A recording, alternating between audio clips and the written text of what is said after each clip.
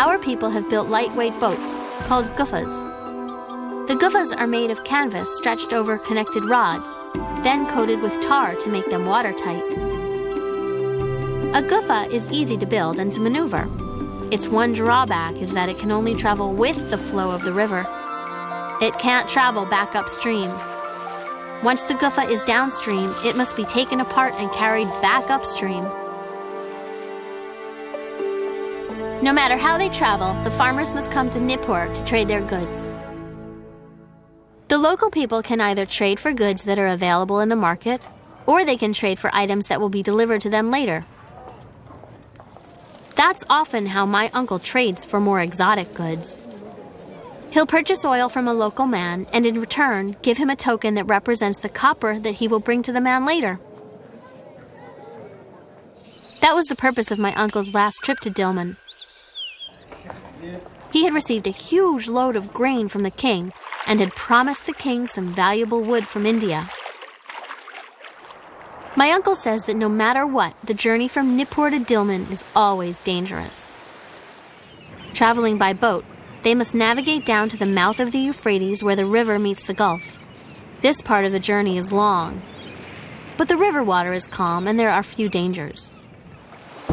The Gulf is another story. The weather there is often very stormy, and fierce pirates raid ships that travel those waters.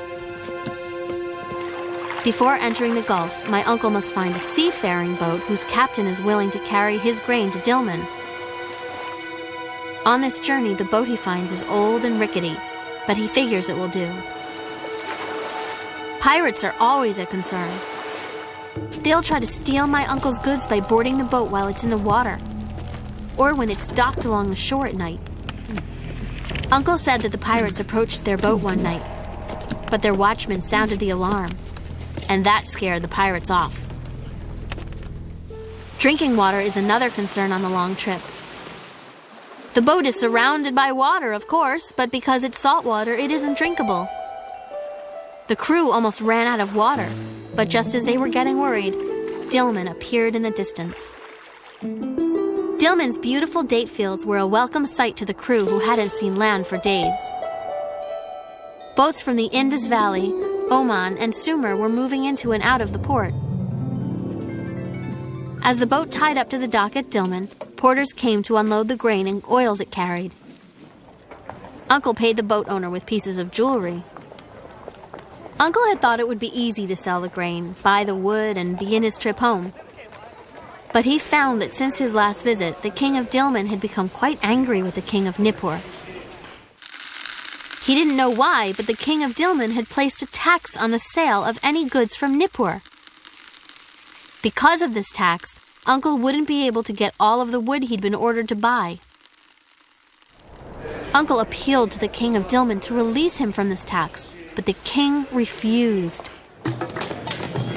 My uncle decided to entertain the king with fine foods, beverages, and stories. By the end of the evening, the king agreed that Uncle wouldn't have to pay a tax to sell his grain. By the middle of the next morning, he'd sold the grain and loaded a boat with wood from the Indus Valley for the return trip. Uncle was so happy with such a successful voyage.